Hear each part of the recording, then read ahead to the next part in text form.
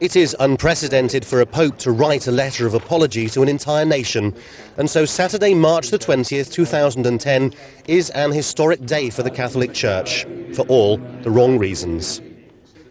The letter talks of criminal acts and the need for decisive action to keep children safe from abusive priests.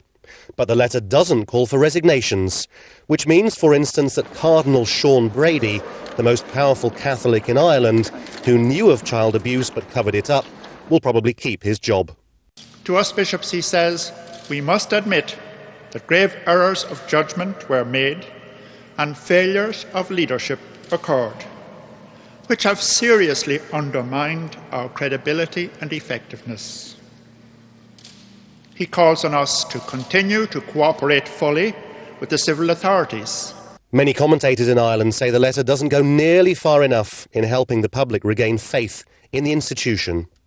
I think people will appreciate, obviously, that the Pope is taking this very seriously, but they're going to be looking for concrete action on the ground. We've had at this stage dozens of apologies, dozens of expressions of regret, dozens of times of bishops saying this was in the past. I think what we want to know now, to be clear, that the past has been cleared up, that there is a clean bill of health for the Church now, so that Catholics are not going to face this constant storm in 2 or 3 years' time again. We are really disappointed that there is no acknowledgement that the cover-up and the policy of cover-up in the Church went right to the Vatican. The Pope focuses only on the Irish Church.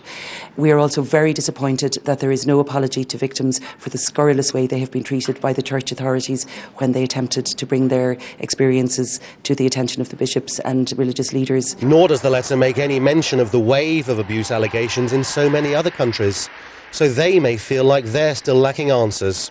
As a blueprint for the future conduct of the Church, many will say it raises more questions than it answers. Victims groups had said that they wanted this letter to acknowledge the role that they say the Church at its highest levels played in covering up abuse. They said they wanted resignations and even criminal charges against those who blighted their lives for so many years. And yet the Pope talks about reparation through things like fasting, acts of mercy, reading the scriptures. Based on this, it does appear that the gap between the Pope and the people here is, if anything, wider than ever. Laurence, Jazeera, in Dublin.